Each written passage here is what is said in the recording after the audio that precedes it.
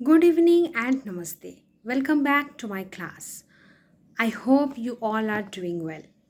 तो पिछले क्लास में हमने ऑलरेडी थोड़ा सा दो principle about the legal rules as to acceptance को पढ़ा था। पिछले क्लास में थोड़ा सा पावर कट हो गया था, उसकी वजह से क्लास में थोड़ा सा डिस्टर्बेंस आया था, उसके लिए फिर से आई एम सॉरी। तो आशा करती हूँ कि आज का क्लास ठीक ठाक से होगा। अब और डिपेंड ऑन द गॉड कि होगा क्या। तो बिना टाइम वेस्ट किए हुए आज का क्लास फिर से हम लोग शुरू करते हैं, जो कि डील करेगा legal principles as to acceptance. ठीक है, तो क्लास शुरू करने से पहले it's my request to please share, like and subscribe my channel as it really help me a lot. Motivation मिलता है ये हम सबको, तो मुझे भी मिलता है मोटिवेशन। तो और अगर किसी को किसी जगह में भी समझ में नहीं आया तो प्लीज़ कमेंट बॉक्स में कमेंट कीजिएगा कि इस जगह पे मुझे प्रॉब्लम है, तो आई डेफिनेटली मैं उसको समझाने की कोशिश करूँगी ऑन माय नेक्स्ट क्लास। ठीक है, तो दो प्रिंसिपल्स ऑलरेडी हमने कल के क्लास में कंप्लीट कर चुके थे, तो उसका थोड़ा सा रिवीजन हम लोग कर लेते हैं। तो पहला हम प्रिंसिपल्स जो पढ़े थे about legal rules as to acceptance का, acceptance should be absolute and unqualified according to section 7 subsection 1। तो हम जो एक्सेप्टेंस दे रहे हैं, मतलब एक ऑफर ही जो एक्सेप्टेंस दे रहा है उस ऑफर के ऊपर, वो एब्सोल्यूट होगा एंड अनक्वालिफाइड होगा, मतलब कोई अनसर्टेन चीज़ नहीं होगा, अनसर्टेनिटी नहीं होगा मीनिंग में, जिसका मतलब सर्टेन है, जो समझ में आ रहा है, एब्सोल्यूट है और उसमें कोई भी कंडीशन नहीं होगा। ठीक है, this is absolute and unqualified. And second principle हमने जो पढ़ा था वो है, इसका केस लॉस भी हम किए थे। तो Haridwar Singh versus Begum Sumrai, Union of India versus Bahulal, Hyde versus Wrench, Neale versus Merrett, और एक केस लॉ किए थे Kilburn Engineering Limited versus Oil and Natural Gas Corporation Limited, AIR 2000 Bombay. अब पांचों को याद करने की कोई आवश्यकता नहीं है, जितना याद हो सकता है उतना ही हम करेंगे। ठीक है, एंड सेकेंड हम जो पढ़े थे वो है acceptance must be expressed in some usual और इन प्रेस्क्राइब्ड मैनर। अब ये प्रेस्क्राइब्ड मैनर है क्या, वो हम डिटेल्स में बाद में पढ़ेंगे। ठीक है, लेकिन हमें एक्सेप्टेंस देना कैसे पड़ेगा, जैसा ऑफर चाहता है। ऑफ़र कुछ कंडीशंस मेंशन कर सकता है कि इस कंडीशन के साथ ऑफ़र को एक्सेप्ट करना पड़ेगा, या फिर एक प्रिस्क्राइब्ड मोड को ही बता देता है कि इस मोड के अकॉर्डिंग वो एक्सेप्टेंस देना है। जैसे अगर मानो ऑफरर ने ऑलरेडी ये मेंशन कर दिया है कि मकान खरीदने से पहले 1 लाख रुपए का जो 50% होगा वो पहले देना पड़ेगा। ठीक है, तो 50% जो मनी है वो जो पहले देना पड़ेगा, ये एक प्रिस्क्राइब्ड मोड है, या फिर हम कंडीशंस भी कह सकते हैं। तो पहले वो 50% हमें देना पड़ेगा, फिर हम बाकी का एक्सेप्टेंस कर सकते हैं। लेकिन अगर हम फेल हो गए, वो 50% पैसा दे ही नहीं पाए, तो हम वो एक्सेप्टेंस के काबिल नहीं होंगे। तो एक वैलिड ऑफर, वैलिड एक्सेप्टेंस, दोनों में ही सर्टेनिटी, कमिटमेंट एंड कम्युनिकेशन तीनों का ही होना आवश्यक है। I repeat, commitment, communication and certainty offer में एंड एक्सेप्टेंस दोनों में ही होना आवश्यक है। ठीक है, अब मानो कभी कभार ऐसा होता है कि ऑफर ने कोई भी प्रिस्क्राइब्ड, मतलब ऑफ़र में जब ऑफरर ने जब एक ऑफ़र को बनाता है, तब कुछ वेरियस टर्म्स एंड कंडीशंस को मेंशन नहीं करता, बल्कि उसके साथ एक कम्युनिकेशन के मोड को भी मेंशन करता है कि जिस मोड में एक्सेप्टेंस को देना है। ठीक है, in such an event the acceptance must be given in accordance with that prescribed mode.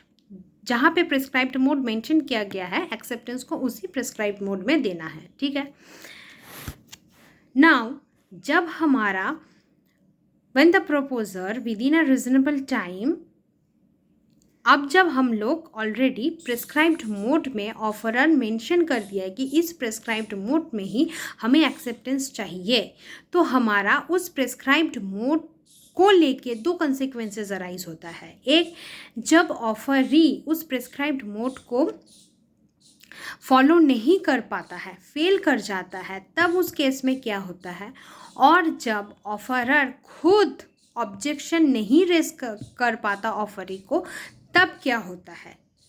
पहला कॉन्सिक्वेंसेस हमारा क्या है, जब ऑफर ही फेल हो गया कि वो प्रिस्क्राइब्ड मोड को फॉलो करने से। मानो ए ने बी को ऑफ़र किया कि वो अपना मकान बेचना चाहता है, ठीक है। तो बी बोला ठीक है, मुझे भी मकान की आवश्यकता है, तो मैं तुमसे वो मकान खरीदूंगा, चलो। लेकिन उसके पहले बी ए ने ये बताया कि तुम मकान खरीदने से पहले तुम जो ये 1,00,000 रुपए में जो मकान हम बेचेंगे तुमको, ये 1,00,000 का 50% तुमको पहले मुझे इस तारीख को देना है।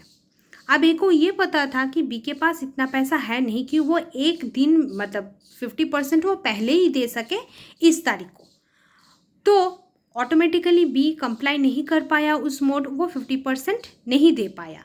तो फिर वो बी क्या किया, कुछ दिन बाद एक साथ वो 1,00,000 रुपए ए को दे दिया। अब वो प्रिस्क्राइब्ड मोड के अकॉर्डिंग तो एक्सेप्टेंस को दिया नहीं, ऑफरी ने खुद अपने मन से एक प्रिस्क्राइब्ड मोड मतलब एक मोड बनाया और उस हिसाब से वो पैसा दिया, नॉट कि according to the offerer. Offerer के हिसाब से था कि वो पहले 50% रुपए देगा, फिर बाद का 50% देगा, लेकिन ऑफरी ने ये ऐसा नहीं कर पाया, इसलिए वो एक साथ 1,00,000 रुपए दिया बाद में।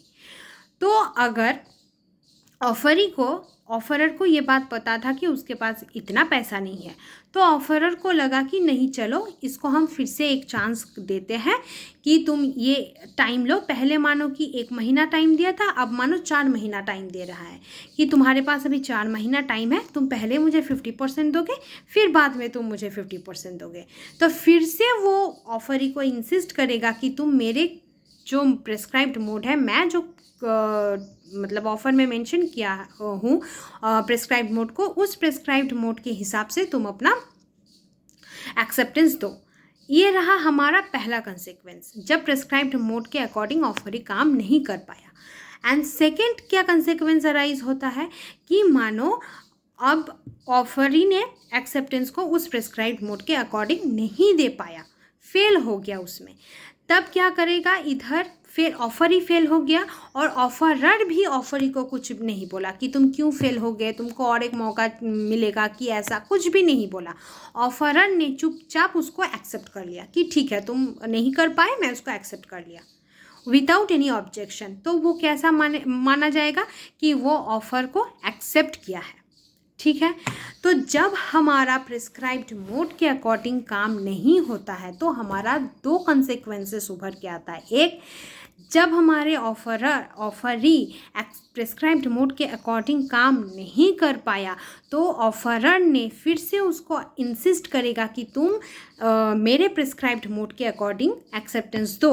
एंड सेकेंड, ऑफरर के पास ऑफरी का acceptance without any objection accept कर सकता है। मानो उसमें कोई ऑब्जेक्शन नहीं दिया तो ये माना जाएगा कि ऑफरर ने ऑफरी का एक्सेप्टेंस एक्सेप्ट कर लिया।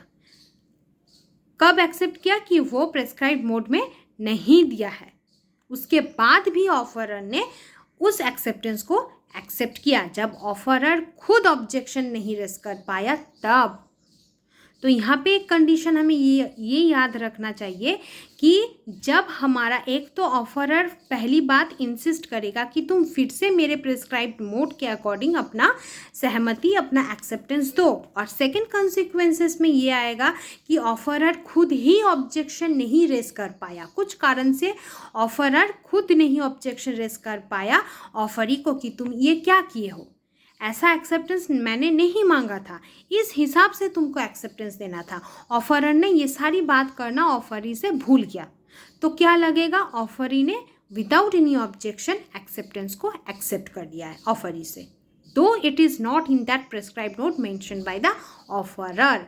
ठीक है, आई रिपीट कि ये सबको समझ में आया होगा कि पहले क्लास में हमने इतने दूर ही पढ़ा था कि 2 legal principles of valid acceptance ये हमने कंप्लीट कर चुका था। आज हम पढ़ेंगे 3rd लीगल प्रिंसिपल जो कि डील करता है acceptance must be given by the party to whom the offer is intended. ठीक है, तो दोनों लीगल प्रिंसिपल में हमने ये पढ़े कि प्रेस्क्राइब्ड मोड के अकॉर्डिंग देना पड़ेगा, और अगर प्रेस्क्राइब्ड मोड के अकॉर्डिंग नहीं दे पाया तो क्या क्या दो कंसेक्वेंसेस को हम पढ़े कि एक में वो ऑफरर फिर से इंसिस्ट करेगा कि तुम इस प्रेस्क्राइब मोड में अपना एक्सेप्टेंस दो, और नहीं तो अगर खुद ऑफरर ऑब्जेक्शन नहीं कर पाया ऑफरी को तो वो एक्सेप्टेंस माना जाएगा। और हम पहले वाले लीगल प्रिंसिपल को क्या पढ़े कि ये एब्सोल्यूट एंड अनकंडीशनल या फिर अनक्वालिफाइड होगा हमारा एक्सेप्टेंस, जिसमें कोई अनसर्टेनिटी नहीं होगा, जो भी होगा विथ सर्टेन टर्म्स होगा। ठीक है, थर्ड प्रिंसिपल बोल रहा है कि acceptance must be given by the party, तो जो पार्टी एक्सेप्टेंस देगा by the party to whom offer is intended, ऐसा नहीं ए ने बी के साथ अपना ऑफर किया और एक्सेप्टेंस दे रहा है सी, तो जिस पार्टी के साथ हम ऑफर करेंगे उस पार्टी को ही हमारा एक्सेप्टेंस देना पड़ेगा, ना कि अदर कोई पार्टी हमारा एक्सेप्टेंस देगा। आई रिपीट, जिसके साथ हम ऑफर बनाएंगे वही पार्टी हमारा एक्सेप्टेंस देगा, ना कि दूसरा पार्टी। ठीक है, An offer made to a particular person is to be accepted by him alone. हम जिसके साथ वो ऑफर कर रहे हैं सिर्फ वही पर्टिकुलर पर्सन हमारा एक्सेप्टेंस देगा। It cannot be assigned by him to another or accepted by another without the consent of the offerer. Since this constitutes to be a specific offer, already हमने पढ़ा है कि स्पेसिफिक ऑफर में हम लोग एक स्पेसिफिक पर्सन के साथ ऑफर बनाते हैं। ठीक है, तो जिस भी व्यक्ति के साथ हम ऑफर बना रहे हैं that person is liable to give his acceptance, not कि उसकी जगह कोई और देगा। ठीक है, अगर ऐसा हुआ भी तो हमें ऑफरर के परमिशन की ज़रूरत है। मानो ए ने बी के साथ ऑफ़र किया, बी ने अपना बी को ही एक्चुअली एक्सेप्टेंस देना पड़ेगा, लेकिन इन केस बी का कुछ ऐसा हो गया कि वो बोल ही नहीं पा रहा है या फिर हाथ पैर कुछ हिला नहीं पा रहा है, लेकिन एक्सेप्टेंस तो देना पड़ेगा। तब मानो वो जो बी है वो ए से परमिशन लेगा कि मेरे जगह मेरा मानो बेटा या फिर मेरा भाई तुमको एक्सेप्टेंस दे देगा। तो जब एक्सेप्टेंस देने की बात आ रहा है तो परमिशन हमें किससे लेना पड़ेगा? ऑफरर से। कब परमिशन लेना पड़ेगा? जिससे हम ऑफ़र को बना रहे हैं, अगर वो अपना एक्सेप्टेंस नहीं दे पा रहा है तब। जनरल केस में जिससे ऑफ़र बनता है वही एक्सेप्टेंस देगा। लेकिन ऐसे कुछ सिचुएशंस है जिसमें जिससे ऑफ़र बन रहा है वो अगर एक्सेप्टेंस नहीं दे पा रहा है तो उसमें ऑफरर का कंसेंट होना ज़रूरी है कि सब कुछ जो ये एक्सेप्टेंस होगा तो ये ऑफरर के परमिशन के साथ होगा कि मैं तो नहीं दे पा रहा हूँ एक्सेप्टेंस, तो मेरी जगह पे ये देगा एक्सेप्टेंस। तो किसी के जगह पे जो कोई दे रहा है अपना एक्सेप्टेंस वो ऑफरर के परमिशन के लेने के बाद ही पॉसिबल है। ठीक है, it can not be assigned by him to another or accepted by another without the consent of the offerer. Offerer के परमिशन के बगैर ये अथॉरिटी किसी को भी नहीं दिया जा सकता कि तुम मेरे जगह एक्सेप्टेंस को दे दो। इसीलिए इसको स्पेसिफिक ऑफर भी हम कह सकते हैं। रेलिवेंट केस लॉज हमने पढ़ा था इसके ऊपर, जो कि बुल्टन वर्सेस जोन्स 1857 का केस है। Again, the other aspect of specific offer is offer being made to a definite group of persons. Such offer can be accepted by any member of that group only. ठीक है, जब हम किसी एक person के साथ ऑफ़र कर रहे हैं तब वही पर्सन हमारा एक्सेप्टेंस देगा, लेकिन जब हम ऑफ़र एक पर्टिकुलर ग्रुप ऑफ पर्सन के साथ कर रहे हैं, मानो एक ग्रुप में 5 आदमी है कि 6 आदमी है कि 10 आदमी है, एक डेफिनेट ग्रुप ऑफ पर्सन्स के साथ जब हम एक ऑफ़र कर रहे हैं तब उस केस में हमारा एक्सेप्टेंस उस ग्रुप के एनी मेंबर दे सकता है। क्या दे सकता है? Acceptance any member of that group दे सकता है। तो दोनों में हमारा डिफरेंस क्या है? जब हम पर्टिकुलर एक पर्सन के साथ ऑफ़र कर रहे हैं तब वो पर्टिकुलर पर्सन ही हमारा एक्सेप्टेंस देगा, लेकिन जब हम ऑफ़र बना रहे हैं to to a definite group of persons, तब हमारा एक्सेप्टेंस उस ग्रुप के कोई भी मेंबर दे सकता है, ठीक है। Another kind of offer is a general offer, that is offer made generally world at large under a unilateral promise. Such an offer can be accepted by any member of the public having knowledge of such offer. इस case में हम बात कर रहे हैं general offer का, जो पहले से एक यूनिलैटरल एक्सप्रेशन है। जनरल ऑफर ऑलवेज शुरू होता है एक यूनिलैटरल एक्सप्रेशन के साथ, क्योंकि हमें ये नहीं पता कि हमारा ऑफर एक्सेप्ट कौन करेगा। तो एक्सेप्ट जो कोई भी एट पब्लिक कर सकता है, लेकिन उसके पास ऑफर का नॉलेज होना आवश्यक है, ठीक है। तो दो तरीके का ऑफर हमने यहाँ पे पढ़ लिया, specific offer and general offer. Specific offer में हम पर्टिकुलर एक लोग के साथ कर रहे हैं और एक्सेप्टेंस हमें वही लोग देगा। लेकिन जब हम पर्टिकुलर या फिर डेफिनेट ग्रुप ऑफ पर्सन्स के साथ ऑफर कर रहे हैं, तब हमारा एक्सेप्टेंस उस ग्रुप के किसी भी मेंबर दे सकता है, ठीक है। Like general offer, general offer में हम क्या करते हैं, ऑफर करते हैं एट लार्ज, एट पब्लिक को, ठीक है। अब कोई भी पब्लिक हमारा एक्सेप्टेंस दे सकता है, लेकिन हमें उस जो पब्लिक वो एक्सेप्टेंस देगा उस ऑफर के ऊपर, उस पब्लिक को ऑफर का नॉलेज होना आवश्यक है, ठीक है।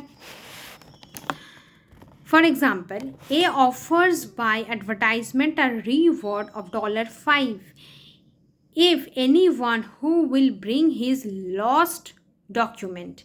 Any member of the public can accept this offer. वो एडवर्टाइजमेंट जो बनाया है ए ने, वो तो सबके लिए बनाया है कि वर्ल्ड में अगर कोई भी उसका वो लॉस्ट डॉक्यूमेंट ढूंढ के ला सकता है तो उसे $5 मिलेगा। तो ये ऑफ़र कोई भी एक्सेप्ट कर सकता है, जिसके पास वो ऑफ़र है, वो ऑफ़र का नॉलेज है, कोई भी वो एक्सेप्ट कर सकता है। वो मेंशन नहीं किया है कि ये कर सकता है एक्सेप्टेंस, वो कर सकता है एक्सेप्टेंस, ऐसा कुछ भी क्लॉज मेंशन नहीं किया है। उसने ऑफ़र को बनाया है टू द पब्लिक, सबके लिए ऑफ़र को बनाया है। अब एक्सेप्ट उस ऑफ़र के नॉलेज के बाद कोई भी कर सकता है, ठीक है। अच्छा, 4th नंबर प्रिंसिपल क्या है? Acceptor must have knowledge of the offer. That is a very important factor कि जो एक्सेप्ट कर रहा है ऑफर को, उसका नॉलेज, ऑफर का नॉलेज होना उसके पास बहुत आवश्यक है। नहीं तो वो किसका एक्सेप्टेंस दे रहा है, किसको एक्सेप्टेंस देगा, ठीक है। Before communicating acceptance, it must be established that it was preceded by his knowledge of the offer. For acceptance in ignorance of the offer is no acceptance. मतलब जो कोई भी एक्सेप्टेंस दे रहा है ऑफ़र के ऊपर, उसके पास ऑफ़र का नॉलेज है, यही हम मान के चलते हैं कि उसके पास हमारा ऑफ़र का नॉलेज है। अगर नॉलेज के बगैर ऑफ़र को एक्सेप्ट अगर कोई कर रहा है, तो हम ये मानेंगे कि वो कोई भी एक्सेप्टेंस नहीं है, that is not an acceptance, ठीक है। इसके ऊपर हम बहुत सारे केस लॉज पढ़े, जैसे लालमन शुक्ला वर्सेस गौरी दत्त का केस, कि वहाँ पे वो अपने जो उस कुत्ते को ढूंढेगा तो उसको रिवॉर्ड मिलेगा, लेकिन लालमन पहले ही चला गया कुत्ते को ढूंढने के लिए, उसको उस ऑफ़र के बारे में नहीं पता कि रिवॉर्ड मिलेगा। अब वो जब कुत्ते को वापस लेके आया, तब पता चला कि ऐसा ऐसा एक रिवॉर्ड गौरी दत्त ने अनाउंस किया है। तब वो मांगने लगा कि मैं तो आपके कुत्ते को ढूंढ दिया हूँ, आप वो रिवॉर्ड आप हमको दे दो। लेकिन ऑब्जर्व क्या हुआ, ऑब्जर्वेशन से हमें ये पता चला कि ये केस लॉ डील बोलता है कि तुमको तो इस ऑफ़र के बारे में पता ही नहीं है, तो तुम ऑफ़र को एक्सेप्ट कैसे करोगे? जिसके बारे में तुम्हारे पास कोई नॉलेज ही नहीं है, तुम उसको किसी भी हाल में एक्सेप्ट नहीं कर सकते। तो हमारा 4th लीगल प्रिंसिपल भी यही कहता है कि acceptor must have knowledge of the offer. तो जो एक्सेप्ट कर रहा है उसके पास ऑफ़र का नॉलेज होना आवश्यक है, ठीक है। लालमन शुक्ला वर्सेस गौरी दत्त 1913 का केस हम यहाँ पे एज एन एग्जांपल दे सकते हैं। फिर हरभजन लाल वर्सेस हरचरण लाल 1925 प्रिवी काउंसिल का केस, ये भी डील कर सकते हैं। ठीक है, तो इंटर कनेक्शन है। जैसे हम पहले एक स्पेसिफिक ऑफर, जनरल ऑफर पढ़ लिए, लेकिन वो फिर से हमारे लीगल प्रिंसिपल पे आ रहा है, तो उसके केस लॉज को हम यहाँ पे डील कर सकते हैं। ठीक है, जैसे acceptor must have the knowledge of the offer, इसमें भी ये केस लॉज हम पहले पर हैं, लेकिन इसके आंसर में भी हम इसको ऐड अप कर सकते हैं। तो आंसर्स बनाने के टाइम पे हमें ये देखना पड़ेगा कि हमारा एक्चुअली आंसर लेंदी कितना हो रहा है। ऐसा नहीं कि हमें सब पता है, हम सब लिख देंगे कॉपी में। तो अगर इस आंसर को आया कि right the legal principles of a valid acceptance, ठीक है, वैलिड एक्सेप्टेंस का लीगल प्रिंसिपल्स लिखो, तो हम अगर सब लीगल प्रिंसिपल्स में अगर 2-3 केस लॉज को ऐसे एडअप करते गए तो हमारा ऑलरेडी ये बहुत टाइम कंज्यूमिंग होगा। तो मानो 5 लीगल प्रिंसिपल है कि 6 लीगल प्रिंसिपल है, उसमें हम लोग एक में एक केस लॉज को मेंशन कर दिया। अब केस लॉज को मेंशन करते वक्त अगर हम लोग केस का फैक्ट लिखे, फिर ऑब्जर्वेशन लिखे, फिर अपना पॉइंट ऑफ व्यू लिखे, तो वो बेकार का लिखना होगा। ठीक है, सिर्फ केस लॉज ऐसे विथ ईयर मेंशन कर देंगे, दैट विल बी एनफ, क्योंकि इतना लिखने का टाइम जुडिशरी में मिलेगा नहीं। ऐसे देखने में लगता है कि पर पेपर 3 घंटा मिलता है, बहुत मिलता है, नहीं, बहुत ही कम टाइम है 3 घंटा। ऐसे कैसे चला जाएगा 3 घंटा, मतलब समझ में ही नहीं आएगा कि अभी तो बैठे थे एग्ज़ाम देने के लिए, अभी हम उठ रहे हैं, और वो भी एक दिन में 2-2 पेपर, मतलब क्या ही बोले हम। चलो, 5th नंबर हमारा लीगल प्रिंसिपल डील करता है, acceptance must be communicated to the offer. कितना इंटरकनेक्शन है ना, कि पहले जो एक्सेप्ट कर रहा है ऑफर को, उसके पास वो नॉलेज होना चाहिए कि ऐसा एक ऑफ़र एग्जिस्ट करता है। फिर ये जो हम एक्सेप्टेंस कर लिए, इसका भी कम्युनिकेशन टू द ऑफरर के पास होना चाहिए। अब हमने कुछ एक्सेप्ट किया बी से, ठीक है, तो अब बी वो उसको एक्सेप्ट किया कि नहीं किया मुझे कैसे पता चलेगा? तो हम इन डिलेमा में रहेंगे कि उसने एक्सेप्ट किया है कि नहीं किया, नहीं किया है कि नहीं किया। तो ऐसे डिलेमा में रहेंगे ना, जैसे हम मानो फॉर एग्जांपल किसी का अगर किसी स्पेशल पर्सन का जैसे मैसेज आता है, ठीक है, पहले पहले जब मैसेज आता है तो फिर बार बार फ़ोन करके फ़ोन को चेक करते नहीं कि मैसेज आया कि नहीं आया, देखते हैं रिप्लाई दिया कि नहीं दिया। ठीक उसी तरह तो जो ऑफ़र यहाँ पे ऑफ़र को बना रहा है, उसको पता कैसे चलेगा कि हम जिससे ऑफ़र बनाए वो एक्सेप्ट किया है कि नहीं किया? तो ऑफ़र को एक्सेप्ट करने के बाद उस एक्सेप्टेंस को भी तो हमें पहुंचाना है ऑफरर के पास कि हाँ, हमने आपका ऑफ़र को एक्सेप्ट किया है। ठीक है, तो in every stage communication is an important factor. हमें सब कुछ कम्युनिकेट करना है, ऑफ़र को भी कम्युनिकेट करना है, एक्सेप्टेंस को भी कम्युनिकेट करना है, ऑफ़र का नॉलेज होना भी एक्सेप्टर के पास, ये भी एक इम्पॉर्टेंट फैक्टर है। कम्युनिकेट ही तो जब तक हम अपने दिल में जो है विलिंगनेस कि एक ऑफरर बनाना चाहता है ऑफ़र किसी से, तो वो तो ऑफरर को बताना पड़ेगा कि मैं ऐसा ऐसा ऑफ़र तुमसे बनाना चाहता हूँ, तुम क्या एक्सेप्टेंस दोगे? अगर तुमको पसंद आएगा तो तुम एक्सेप्टेंस दोगे। तो in every stage communication is an important factor. तो communication is necessary. As a universal rule, it is essential that an acceptance should be communicated to the offerer, and until it is so communicated, the contract is not concluded. जब तक वो communicate नहीं होगा तब तक हम contract को समाप्त नहीं कर सकते. Thus, as the offer should be communicated to the offeree, the acceptance must also be communicated to the offerer in some perceptible form. मतलब जैसे ऑफरर को अपने ऑफ़र को ऑफरी तक पहुंचाना है, कम्युनिकेट करना है, ठीक उसी प्रकार ऑफरी को भी अपना एक्सेप्टेंस ऑफरर तक पहुंचाना है। ठीक है, अब वो किस फॉर्म में, उसको हम पढ़ेंगे. If the offeree remains silent about his acceptance and does nothing to communicate that he has accepted the offer, no contract is formed. जब तक ऑफरी ने ये बात पहुंचाया नहीं कि या फिर ऑफरर के नॉलेज में ये है ही नहीं कि ऑफरी ने एक्सेप्ट कर लिया है ऑफ़र को, तो हम उसे कॉन्ट्रैक्ट नहीं कहलाएंगे. A mere resolve or mental determination on the part of the offeree to accept the offer when there is no external manifestation. External manifestation मतलब अगर कोई outward physical act उसके ऊपर ना हो तो it will not suffice for to form an contract.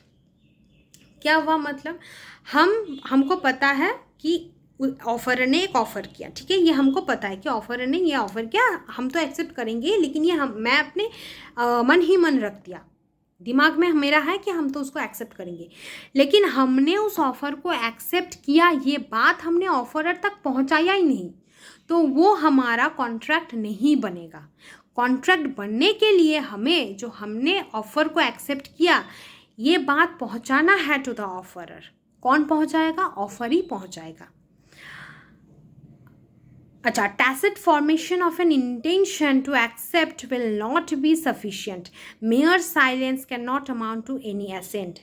हम किसी के ऊपर चुप है, सिर्फ चुप है, कुछ नहीं कर रहे हैं, कुछ नहीं बता रहे हैं, कुछ इस नॉलेज को ऑफरर तक पहुंचाने के लिए कुछ नहीं किया, सिर्फ हमको पता है कि ऑफरर ने एक ऐसा ऑफ़र बनाया है, उसके ऊपर जो हम एक्सेप्टेंस दे दिए हैं, इस बात को हम पहुंचाने के लिए कुछ नहीं किया ऑफरर तक, ठीक है, तो उसको सिर्फ चुपचाप बैठने से उसको एक्सेप्टेंस नहीं माना जाएगा, ठीक है. तो ऑफरर तक पहुंचाने के लिए हमें कुछ आउटवर्ड फिजिकल एक्ट करना पड़ेगा, ऐसा कि फ़ोन करके बताएंगे कि आपका ऑफ़र हम एक्सेप्ट किए, कि बाय पोस्ट हम बताएंगे चिट लिख के कि हाँ आपका ऑफ़र हम एक्सेप्ट किए, कि बाय ईमेल हम बोलेंगे, कि बाय फैक्स हम बोलेंगे, लेकिन कुछ ऐसा करेंगे जिससे एक्सेप्टेंस का नॉलेज ऑफरर तक पहुँचे, ठीक है. Therefore, the acceptor should do something to signify his intention to accept. Offerer को मतलब ये बात पहुंचाने के लिए ऑफरी को ही कुछ करना पड़ेगा ताकि ये एक्सेप्टेंस की बात ऑफरर तक पहुंचे, ठीक है. The general rule is that a mere mental acceptance not evidenced by words or conduct in the eyes of law is not an acceptance. ऐसा स्टेटमेंट बेस्ड भी बहुत सारा क्वेश्चंस कॉन्ट्रैक्ट एक्ट में आता है, तो ये अगर स्टेटमेंट हमें उठा के दे दे कि अ मेयर मेंटल एक्सेप्टेंस, सिर्फ एक मेंटल एक्सेप्टेंस जिसमें कोई वर्ड्स नहीं है, कोई वर्ड स्पोकन नहीं है, कुछ रिटन नहीं है, तो ये in the eyes of law acceptance नहीं है. Elaborate this. अगर ये क्वेश्चन आ गया 10 मार्क्स का तो हम क्या क्या लिखेंगे या फिर कैसे कैसे करेंगे इसका? बहुत ही सिंपल है कि क्वेश्चन पढ़ के ये तो समझ में आ गया कि मेंटल एक्सेप्टेंस के साथ साथ हमें कुछ ऐसा फिजिकल एक्ट भी करना है ताकि वो एक्सेप्टेंस का बात ऑफरी से ऑफरर तक पहुँचे. तो ये हम पढ़ कहाँ पे रहे हैं? Legal principles of valid acceptance में पढ़ रहे हैं. तो 5th नंबर लीगल प्रिंसिपल हमारा इसी के ऊपर डील करता है. फिर जो कहानी हमें लिखना है वो हम लिखेंगे, लेकिन हमें आंसर्स को इस तरीके से ही फॉर्म करना पड़ेगा, ठीक है. अगर इसमें केस लॉज है तो हमें केस लॉज भी मेंशन करना पड़ेगा. अच्छा, केस लॉस तो है, वो हम पढ़ेंगे, जितना केस लॉस पढ़ेंगे चीज़ें हमारी उतनी क्लियर होगी. हाँ, लेकिन अब मैं तुमको अगर 10 केस लॉस पढ़ाऊँगी तो इसका मतलब ये नहीं कि तुमको भी एग्ज़ाम में 10 केस लॉस को ही लिखना है. तुमको एक या फिर 2 जितना तुमको याद रहेगा, अगर एक ही तुमको बहुत कष्ट से याद आ रहा है तो तुम उसी को लिखोगे, लेकिन गलत नहीं लिखोगे. ऐसा नहीं कि तुम केस लॉज लिख दिए, ईयर नहीं मेंशन है, सुप्रीम कोर्ट का केस है कि प्रिवी काउंसिल का केस है कि बॉम्बे का केस है, यही नहीं पता. केस लॉज में भी 2 पार्टी का नाम ठीक ठाक से याद नहीं है, कंपनी था कि लिमिटेड था. ऐसे करके केस लॉज को एग्ज़ाम के टाइम नहीं लिखोगे. इससे बेटर कि केस लॉज को छोड़ दो, लेकिन गलत नहीं लिखोगे. इससे बहुत बैड इंप्रेशन मतलब होता है कि केस लॉज ही ठीक तरीके से नहीं आता. हर जुडिशरी एस्पिरेंट को केस लॉज बहुत ही याद करना पड़ता है. टॉट में तो it's full of full of case laws टॉट में है, ट्रांसफ़र ऑफ प्रॉपर्टी एक्ट में भी है, फिर कॉन्ट्रैक्ट एक्ट में तो है ही, आईपीसी में अभी तो आईपीसी नहीं है, चेंज हो गया नाम, उसमें भी है. मतलब केस लॉज तो है ही. अब जितना तुम याद कर सकते हो तुम लिखोगे, तुम करोगे, लेकिन गलत नहीं करोगे.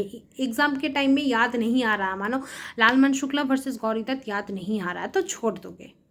ऐसा सिर्फ लिख दोगे कि हाँ एक ऐसा केस लॉस था, केस है जिसमें ऐसा ऐसा हुआ है, ऐसा लिख सकते हो, लेकिन गलत नहीं लिखोगे। गॉड लालमैन की जगह तुम सोहन लाल ऐसे लिख नहीं सकते, ठीक है, लालमैन ही लिखना पड़ेगा।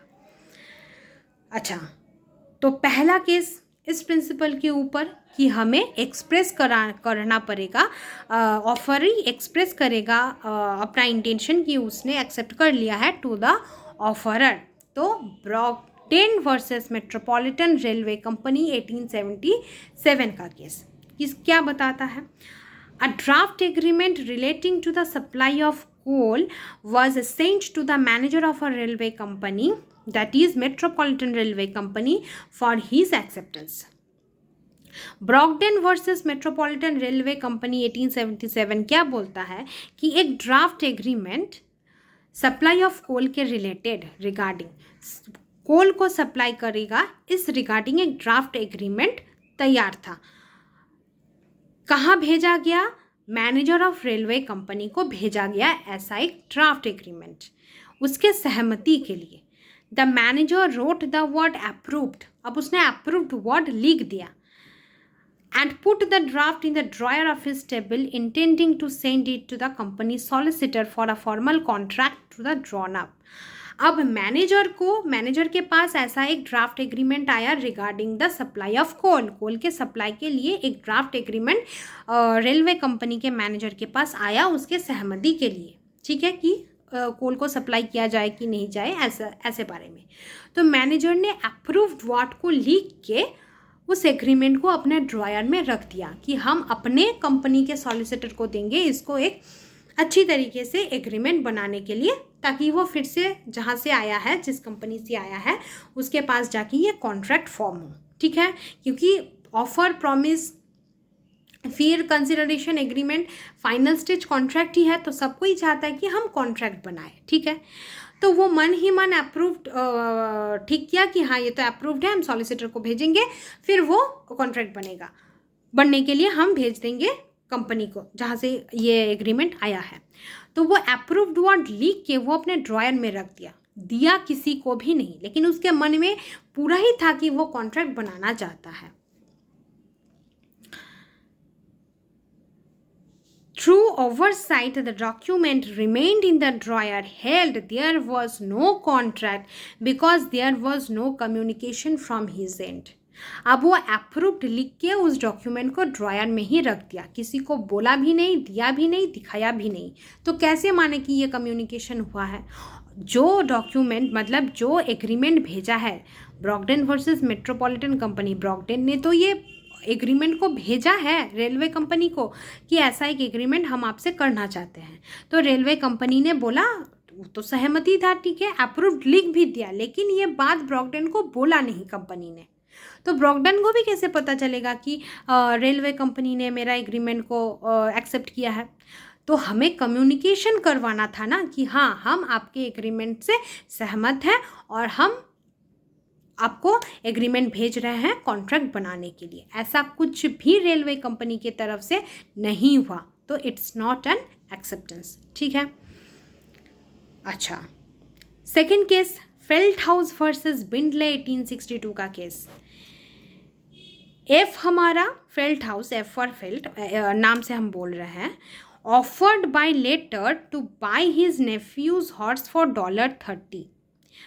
फेल्टहाउस चाहता है कि उसका नेफ्यू का जो हॉर्स है वो खरीदना चाहता है $30 से, saying if I hear no more about it I shall consider the horse is mine at $30।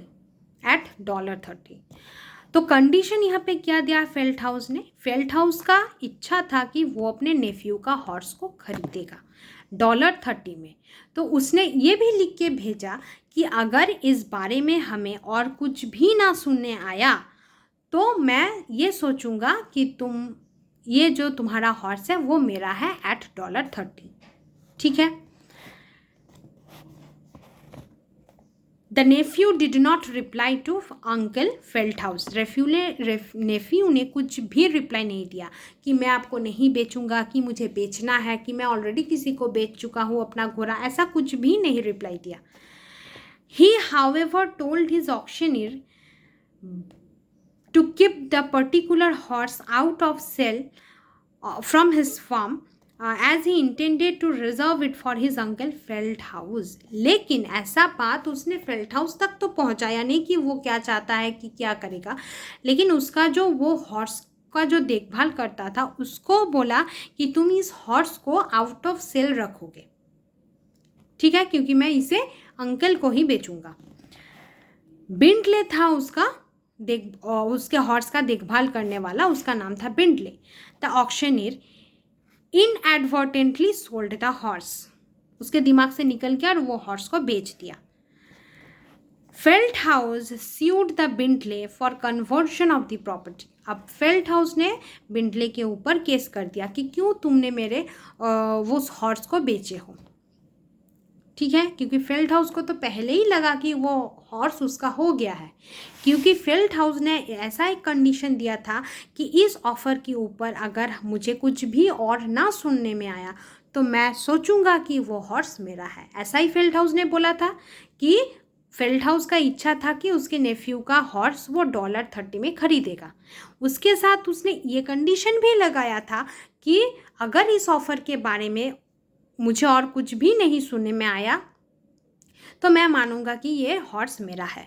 तो फेल्टहाउस कुछ भी रिप्लाई उसके अंकल को नहीं दिया, लेकिन बिंडले जो उसका ऑक्शनियर था, जो देखभाल करता था हॉर्स का, उसको बताया कि इस हॉर्स को तुम अलग रखोगे क्योंकि ये हॉर्स मुझे अंकल को बेचना है। और इसके पहले ही अंकल ने सोच लिया था कि वो हॉर्स उसका ही है, लेकिन बिंडले के दिमाग से ये बात आउट हो गया कि ऐसे ऐसा वो अंकल को बेचना चाहता था ये वाला घोड़ा, तो उसने किसी और को बेच दिया, ठीक है, जानबूझ के नहीं, ऐसे उसके दिमाग से ये बात स्लिप हो गया कि उसका ये हॉर्स वो अंकल को बेचेगा, ठीक है। तो फेल्टहाउस अब बिंडले के ऊपर केस कर दिया कि तुमने मेरे प्रॉपर्टी को क्यों बेचा, वो तो हॉर्स अब मेरा है, तुमने क्यों कैसे बेचा। It was held that P had no right, ठीक है, पी मतलब यहाँ पे फेल्टहाउस का नेफ्यू, ठीक है, had no right of action against the auctioneer as there was no cause of action on his part। Actually में ऑफर बिंडले के साथ नहीं हुआ था उसके नेफ्यू के साथ, ठीक है, यहाँ पे नेफ्यू को हम पी मान रहे हैं। This is due to the fact that prima facie the horse was not sold to him. Horse तो उसको बेचा ही नहीं उसके नेफ्यू ने, तो उसका प्रॉपर्टी कैसे हो गया। हॉर्स अभी भी तो उसका नेफ्यू का ही है, अंकल को तो उसने बेचा नहीं था। His offer of $30 to buy the horse was not accepted since the nephew had not communicated the acceptance to his uncle Feldhaus। क्योंकि फेल्टहाउस ने अपने एक्सेप्टेंस को तो कम्युनिकेट ही नहीं किया था अपने अंकल फेल्टहाउस को, तो फेल्टहाउस का वो हॉर्स कैसे हो गया। फेल्टहाउस ने अपना ऑफर बनाया था अपने नेफ्यू से, ये बात सही है, लेकिन उसके ऊपर उसने कंडीशन भी लगाया था कि अगर मुझे इस ऑफ़र के बारे में कुछ भी नहीं सुनने आया और तो मैं ये मानूंगा कि वो हॉर्स मेरा है। अब उसका नेफ्यू उसके अंकल फेल्टहाउस को कुछ नहीं बताया, लेकिन उसके हॉर्स का जो केयरटेकर बिंडले है, तो नेफ्यू ने बिंडले को कहा कि तुम इस हॉर्स को नहीं बेचोगे, मैं इस हॉर्स को मेरे अंकल को बेचूंगा। और बिंडले के दिमाग से ये बात निकल गया और वो हॉर्स को बेच दिया। तो अल्टीमेटली क्या हुआ, पहले बात तो फेल्टहाउस ने कोई भी ऑफर बिंडले के साथ नहीं किया, तो यहाँ पे बिंडले कोई पार्टी है नहीं, एक्सेप्टेंस देने का भी पार्टी नहीं है और उसके ऊपर हम स्यू भी नहीं कर सकते। तो पार्टी यहाँ पे नेफ्यू और अंकल था। तो फेल्टहाउस फिर बाद में ये हुआ क्या कि फेल्टहाउस के पास ये जो कम्युनिकेशन की ऑफ़र एक्सेप्ट हुआ है कि नहीं हुआ, ऐसा एक्सेप्टेंस उसने के नेफ्यू ने नहीं दिया। उसके नेफ्यू ने कुछ भी नहीं बोला कि हम आपको ये खरीदेंगे, कि इतने पैसों में ही खरीदेंगे, कि ये वाला हॉर्स सही है कि दूसरे वाला हॉर्स के, कुछ नहीं बताया। तो उसके नेफ्यू के पार्ट से कुछ कम्युनिकेशन फेल्ट हाउस तक नहीं पहुंचा। तो अगर कम्युनिकेशन ही फेल्ट हाउस तक नहीं पहुंचा तो इसमें ऑफर हुआ कैसे एक्सेप्टेड? ऑफर ही तो एक्सेप्टेंस में नहीं आया। ठीक है, अच्छा, अब legal point of the case, इस केस का लीगल पॉइंट क्या है? एज वॉज एक्सप्लेन्ड,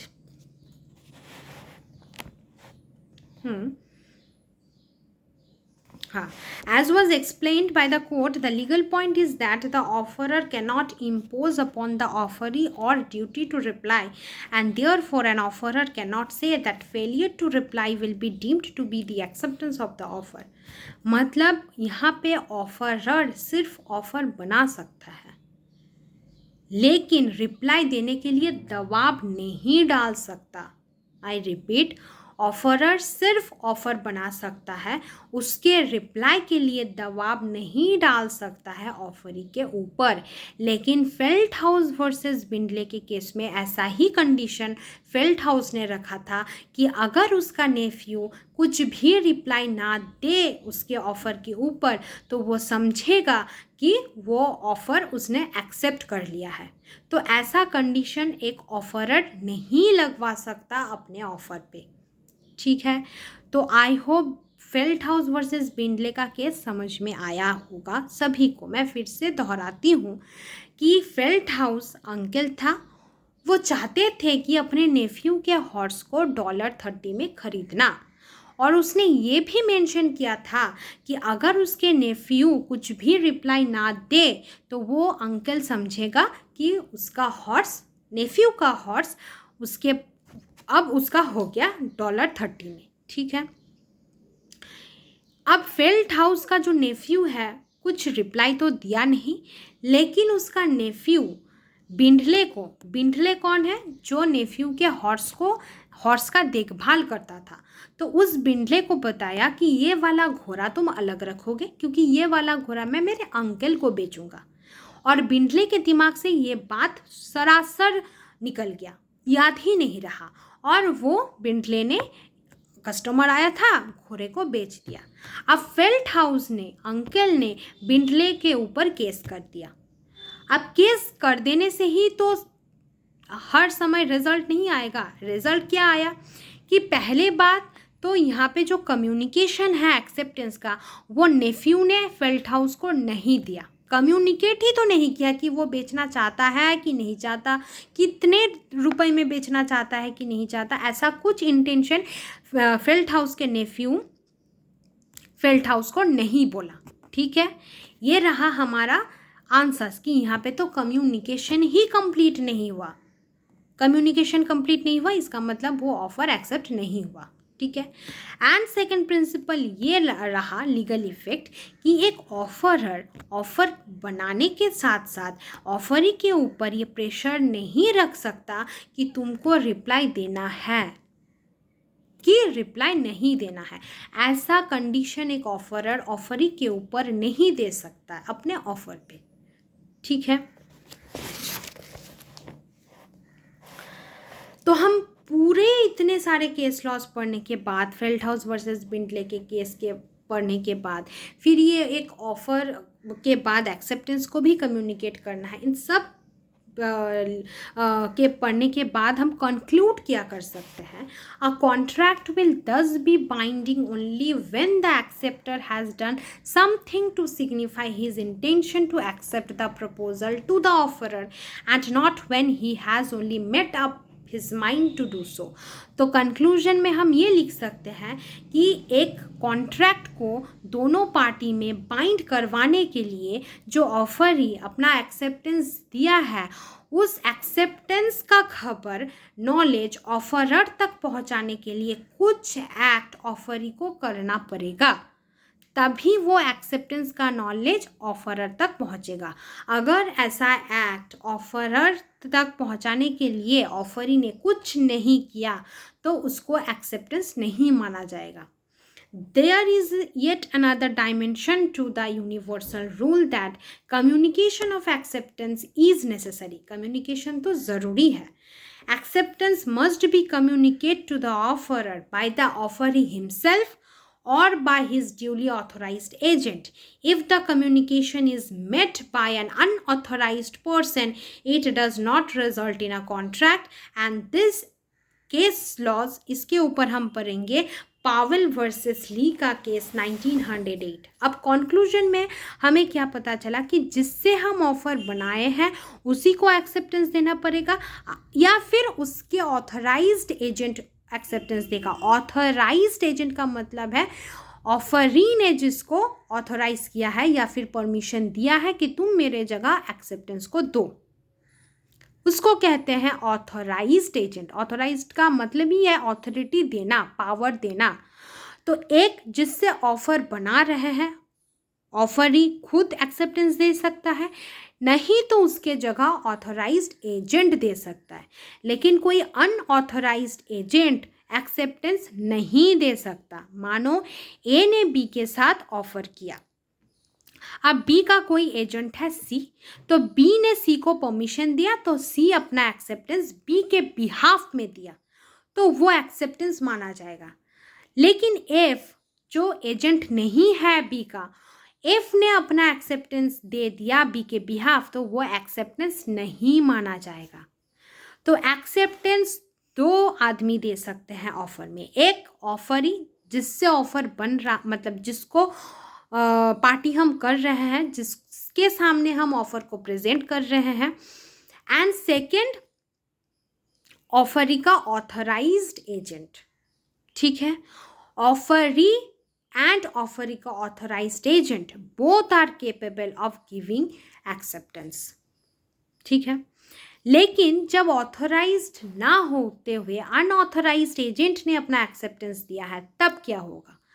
तो पावेल वर्सेस ली के केस में हम कुछ ऐसा ही पढ़ेंगे। 1908 का केस है। Powell was one of the candidates for the post master of a school. School के टीचर के लिए एक वैकेंसी निकला था, तो उसका ही एक कैंडिडेट पावेल था। The board of managers passed a resolution selecting him for the post. Interview के बाद जितने सारे बोर्ड मेंबर्स था, उन लोगों ने तय किया कि पावेल को हम सिलेक्ट करेंगे। No communication about their decision was however made to Powell by the board. ये बोर्ड के मन ही मन, मतलब बोर्ड का आपस का ये बातचीत था, ये पावेल को नहीं पता था। पावेल तक बोर्ड ने कुछ भी कम्युनिकेट नहीं किया था। पावेल की इंटरव्यू के बाद बोर्ड के मेंबर्स ने आपस में ये ठीक किया कि अब पावेल को हम सिलेक्ट करेंगे, तो ये बात पावेल को नहीं पता था। One of the members of the board के one of the members who had not been authorized to communicate, जिसके पास ऑथोरिटी नहीं है कि तुम ये बात कम्युनिकेट कर सकते हो पावेल को, वो अपनी इंडिविजुअल कैपेसिटी से पावेल को इन्फॉर्म कर दिया कि तुमको बोर्ड मेंबर्स ने सिलेक्ट किया है। ठीक है, ऐसा होता है ना कि बोर्ड मेंबर्स में मानो किसी का दोस्त या फिर किसी का रिश्तेदार या फिर किसी के जान पहचान में भी हो सकता है। ऐसा हम जैसे यूपीएससी के इंटरव्यू में देने जाते हैं, फिर अलग एग्ज़ाम के जुडिशरी के इंटरव्यू में देने जाते हैं, कि ऐसे इंटरव्यू में होता है कि फैमिली मेम्बर्स हो, कि इसमें कोई गलत बात नहीं है, मतलब वो जो हमारा इंटरव्यू लेगा वो हमारे फैमिली मेम्बर्स हो भी सकते हैं, तो इसका मतलब ये नहीं फैमिली मेम्बर्स है तो नंबर मिलेगा, फैमिली मेम्बर्स नहीं है तो नहीं मिलेगा। हाँ, चांसेस हो सकता है कि चलो अच्छा ठीक है, मार्क्स मिल भी सकता है कि नहीं भी मिल सकता है, लेकिन हाँ वो क्या है, फैमिली मेम्बर्स होने का चांस है बहुत कम। हम एग्जाम्पल की तरह मतलब दे रहे हैं इसको, ऐसे पूरा ठीक ऐसा ही मत लो कि इंटरव्यू में हम लोगों को रिश्तेदारी मिलता है, ऐसा नहीं। फॉर एग्जांपल हम दे रहे हैं, मानो कि किसी भी एग्जांपल इंटरव्यू में जैसे हम देने जाते हैं ना जुडिशरी की इंटरव्यू, की WBCS का इंटरव्यू, कि PCS का इंटरव्यू, ऐसे जिस भी परीक्षा में इंटरव्यू होता है, मानो वहाँ हमें किसी को कि रिश्तेदार या फिर जान पहचान का मिल गया, तो उसमें क्या हुआ, हमें पहले से ही उसने बता दिया कि हमने सब तय कर लिया कि तुमको सिलेक्ट किया जाएगा। ठीक है, लेकिन उसके पर्सनल ऑथोरिटी मतलब पर्सनल कैपेसिटी में वो ऑथराइज्ड नहीं है इस बात को बोलने के लिए।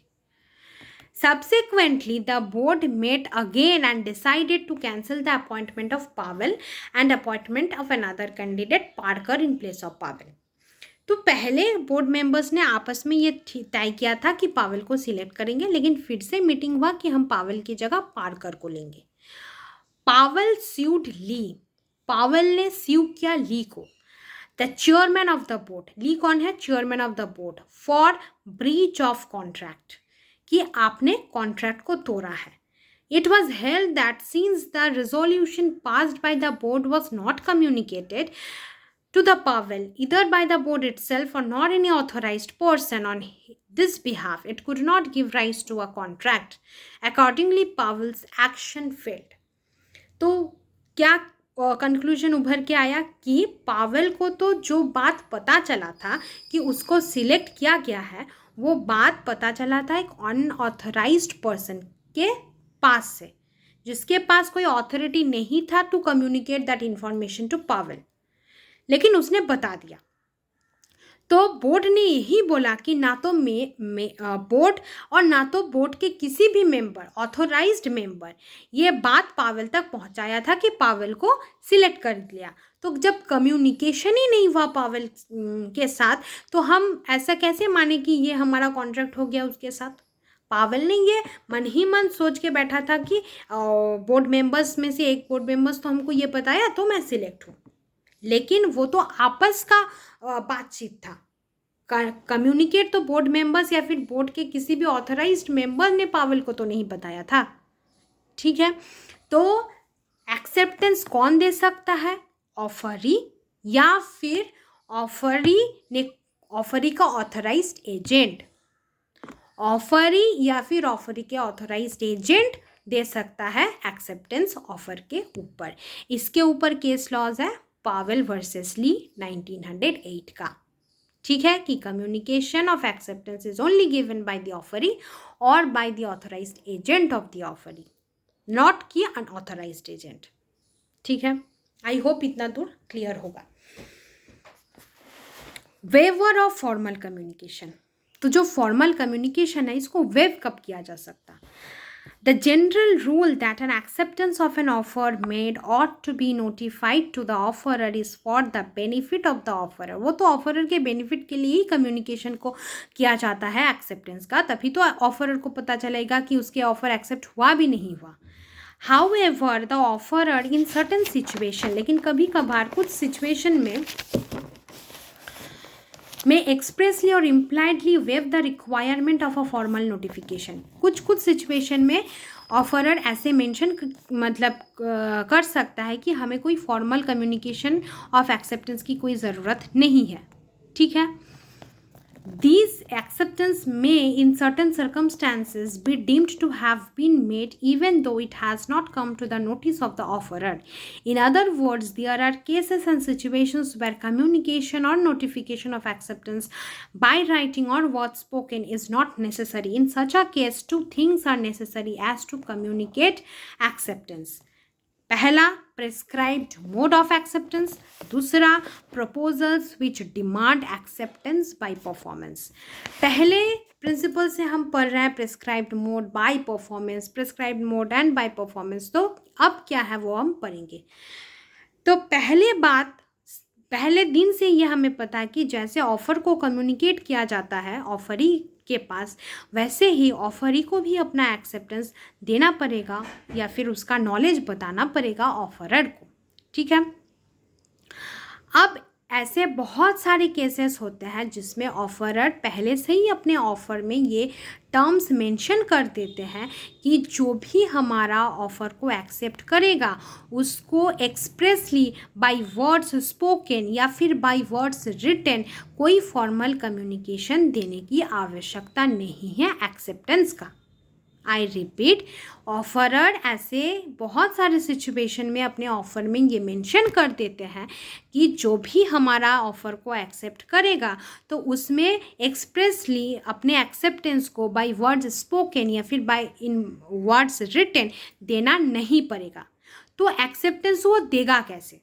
अब ये तो मेंशन कर दिया कि इस तरीके से फॉर्मल कम्युनिकेशन की कोई आवश्यकता नहीं है लिख के या फिर बोल के, तो अपना एक्सेप्टेंस ऑफर ही देगा कैसे या फिर बताएगा कैसे कि हमने आपका ऑफर को एक्सेप्ट किया है? तब आएगा हमारा प्रेस्क्राइब्ड मोड जो ऑलरेडी ऑफरर मेंशन करेगा अपने ऑफर पे, एंड बाय परफॉर्मेंस, कि ऐसा ऐसा तुम कंडीशन को परफॉर्म कर लो, हम समझेंगे कि तुमने हमारा ऑफर को एक्सेप्ट किया हो। अब प्रिस्क्राइब्ड मोड क्या है वो हम समझेंगे।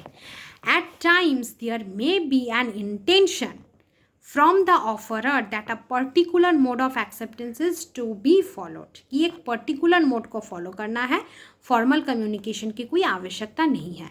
This signifies that the offerer may at the time of making the offer prescribe a particular mode of acceptance in which all the acceptance is to be made in that prescribed mode। Already हमने पढ़ा है इसको section 7 subsection 2 में। The proposal shall become a contract without any formal communication of acceptance simply because of the fact that an accepter has acted in the manner prescribed by the proposer. तो उसमें कोई formal communication की आवश्यकता नहीं है। क्यों? क्योंकि acceptor ने जिस तरीके से ऑफ़र को एक्सेप्ट करना था उस प्रिस्क्राइब्ड मोड में, जैसा ऑफरर ने बताया था, ठीक उसी हिसाब से एक्सेप्टर ने एक्सेप्ट किया है। तो उस केस में हमें कोई फॉर्मल कम्युनिकेशन की आवश्यकता नहीं है। तो पहले का कंडीशन हमारा क्या है कि कब हमारा फॉर्मल कम्युनिकेशन की आवश्यकता नहीं है। फॉर्मल कम्युनिकेशन की आवश्यकता तब नहीं है जब ऑलरेडी ऑफरर अपने ऑफर में मेंशन कर दिया कि फॉर्मल कम्युनिकेशन की कोई आवश्यकता नहीं है, लेकिन उसके बदले में हमने एक प्रिस्क्राइब्ड मोड को मेंशन किया है, उस प्रिस्क्राइब्ड मोड के तहत एक्सेप्टेंस को देना पड़ेगा। अगर उस हिसाब से एक्सेप्टर ने अपना एक्सेप्टेंस दे दिया तो वो एक्सेप्टेंस ही माना जाएगा without formal communication of acceptance. ठीक है। सेकंड, जिसमें डिमांड करता है कि एक्सेप्टेंस होगा बाय परफॉर्मेंस। यहाँ पे परफॉर्मेंस मतलब कोई सिंगिंग परफॉर्मेंस या फिर डांस परफॉर्मेंस का नहीं, कुछ कंडीशंस मेंशन किया गया होगा ऑफरर के द्वारा, उस कंडीशन का फुलफिलमेंट है हमारा performance. In the case of general offer and other offers which indicate performance as a mode of acceptance, general offer में ज़्यादातर होता है, it may will be impossible for the offeree to express acceptance otherwise than by the performance of the contract. In such case, there must be some overt act or conduct on the part of the offeree which is evidence of his intention to accept. अच्छा, अब general offer में ज़्यादातर ये possible है, जैसे already हम लोग Carlill versus Carbolic Smoke Ball Company के केस में पढ़ा था ये कि एक्सेप्टेंस ऑलवेज ये मतलब पॉसिबल नहीं है कि हम फॉर्मल कम्युनिकेशन के थ्रू ही अपनी एक्सेप्टेंस को बोले। ये जब एक कंपनी एडवर्टाइज देता है कि पॉसिबल है कि कंपनी के ऑफिशियल नंबर पे फ़ोन करके बताए कि आप ऐसे ऐसे ऑफ़र को दिए हैं, हम आपके ऑफ़र को एक्सेप्ट करेंगे, नॉट पॉसिबल। ऑफिशियल नंबर आएगा कहाँ से और हम फ़ोन करेंगे, वो एक्सेप्ट भी क्यों करेगा? तो उसके हिसाब से कुछ कंडीशंस मेंशन किया होता है जिसको हमें परफॉर्म करना है कि फुलफ़िल करना है। अगर हम उस कंडीशंस को फुलफ़िल कर दिए तो ये माना जाएगा कि हमने ऑफ़र को एक्सेप्ट किया है। ठीक है। अच्छा, अब किस तरीके से ये समझ में आएगा कि परफॉर्मेंस हुआ कि नहीं हुआ? Doing of any specified act as desired by the offerer, जब ऑफरर ऑलरेडी मेंशन कर दिया गया है कि एक स्पेसिफाइड एक्ट को परफॉर्म करना पड़ेगा या फिर फुलफिल करना पड़ेगा। For instance, an offer of reward for the supply of information or for the return of lost document, in such case, जहाँ पे उसने कुछ रिवॉर्ड मेंशन किया है कि अगर कोई लॉस्ट डॉक्यूमेंट को ढूंढ देगा या फिर कुछ इंफॉर्मेशन देगा किसी के बारे में तो उसको रिवॉर्ड मिलेगा, ऐसा भी ऑफर होता है, ऑलरेडी हमने केस लॉज में पढ़ा है।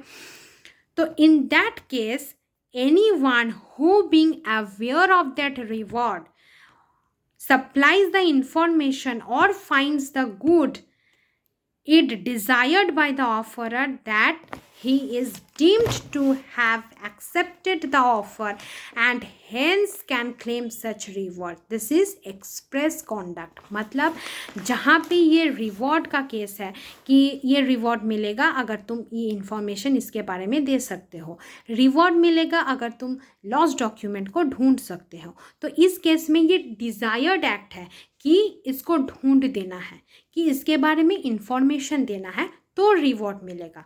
तो इसको जो कोई भी इंफॉर्मेशन देगा या फिर लॉस्ट डॉक्यूमेंट को ढूंढ देगा, लेकिन उसके पहले कंडीशन क्या है कि उसको इस रिवॉर्ड के बारे में पता होना चाहिए कि अगर हम ये ढूंढ दें या फिर कुछ इंफॉर्मेशन किसी के बारे में दे तो बदले में मुझे रिवॉर्ड मिलेगा, तो वो एज अ एक्सेप्टेंस काम करेगा।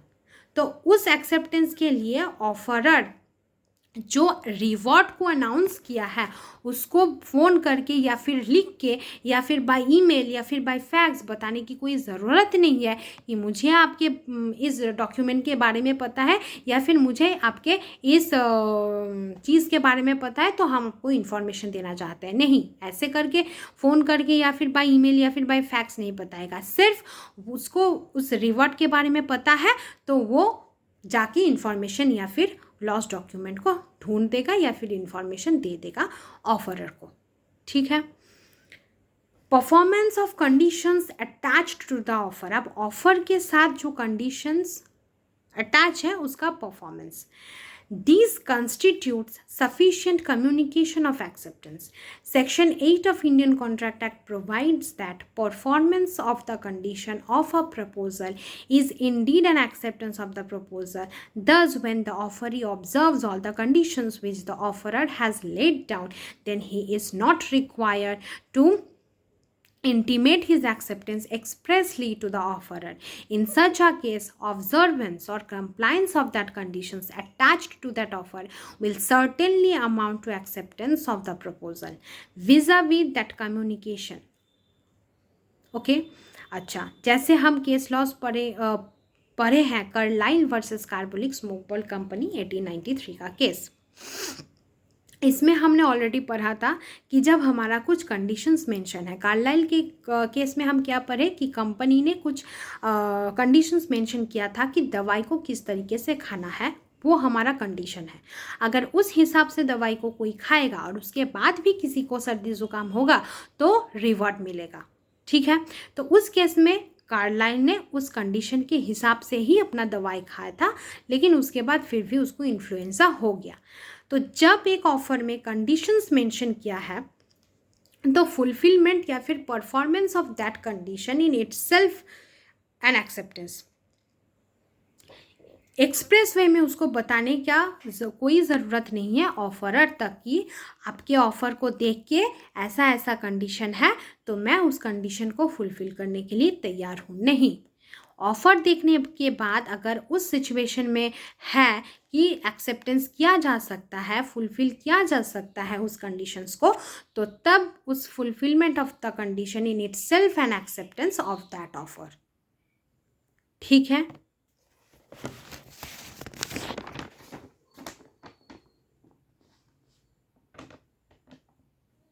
अच्छा, आज का क्लास यहीं तक होगा। नेक्स्ट क्लास में हम पढ़ेंगे कि rules of express communication of acceptance. यहाँ पे एक्सप्रेस जो कम्युनिकेशन है, जिस कम्युनिकेशन मतलब एक्सप्रेस कम्युनिकेशन का रूल्स क्या है, वो कैसे होगा। एक कम्युनिकेशन एक्सप्रेस भी हो सकता है और इम्प्लाइड भी हो सकता है। तो एक्सप्रेस कम्युनिकेशन का रूल्स को हम कल पढ़ेंगे। तो आज के क्लास में हमने जितना सारा लीगल प्रिंसिपल्स था एक्सेप्टेंस का उसको कंप्लीट किया। ठीक है। प्रेस्क्राइब्ड मोड क्या है उसको भी मेंशन किया। कब हमारा फॉर्मल कम्युनिकेशन की ज़रूरत है वो भी हम पढ़े। तो जहाँ पे फॉर्मल कम्युनिकेशन की ज़रूरत नहीं है तब हम हमारा एक्सेप्टेंस बाय प्रेस्क्राइब्ड मोड के द्वारा भी दे सकते हैं, by fulfilling the conditions that mentioned by the offerer वो भी कर सकते हैं, या फिर डूइंग एनी डिज़ायर्ड और स्पेसिफाइड एक्ट जो ऑफरर चाहता है वो भी करके हम अपना एक्सेप्टेंस दे सकते हैं। तो अगर कुछ एक्ट को परफॉर्म करके या फिर कंडीशंस को परफॉर्म करके हम अगर एक्सेप्टेंस दे दें तब उस केस में हमारा फॉर्मल कम्युनिकेशन की कोई आवश्यकता नहीं है। तो ऑफरर खुद वो मानेगा कि एक्सेप्टेंस है, क्योंकि ऐसे बहुत सारा सिचुएशन होता है जिसमें हम अपना खुद कभी कभार फॉर्मल कम्युनिकेशन ऑफ एक्सेप्टेंस देना पॉसिबल नहीं है। तब उस केस में हम लोग उस डिज़ायर्ड एक्ट को या फिर कंडीशंस को परफॉर्म करके अपना एक्सेप्टेंस देते हैं, ठीक है। और एक्सेप्टेंस दिया जाएगा ओनली दो तरीके के आदमी से, एक bye the offeror himself and bye the authorised agent offeree, sorry offeror नहीं, एक्सेप्टेंस ऑफरी देगा या फिर authorised agent of the offeree, यही दो पर्सन दे सकता है। कोई अनऑथराइज्ड पर्सन नहीं दे एजेंट नहीं दे सकता ऑफरी का। तो ऑफरी खुद या फिर authorised agent of the offeree acceptance दे सकता है, कोई अनऑथराइज्ड एजेंट एक्सेप्टेंस नहीं दे सकता। इसके ऊपर केस लॉ हमने पढ़ा पावेल वर्सेस ली 1908 का केस, ठीक है। तो बहुत सारा केस लॉस के साथ हमने legal principles of valid acceptance को कंप्लीट किया। नेक्स्ट डे एक नया टॉपिक शुरू करेंगे। उसके पहले प्लीज़ जिनको भी मतलब go and watch my video, अगर कहीं पे भी प्रॉब्लम है please let me know, because these are very interconnection and interlinking sections rather principles, जिसमें बहुत सारा केस लॉस पॉइंट्स नए नए टर्म्स है।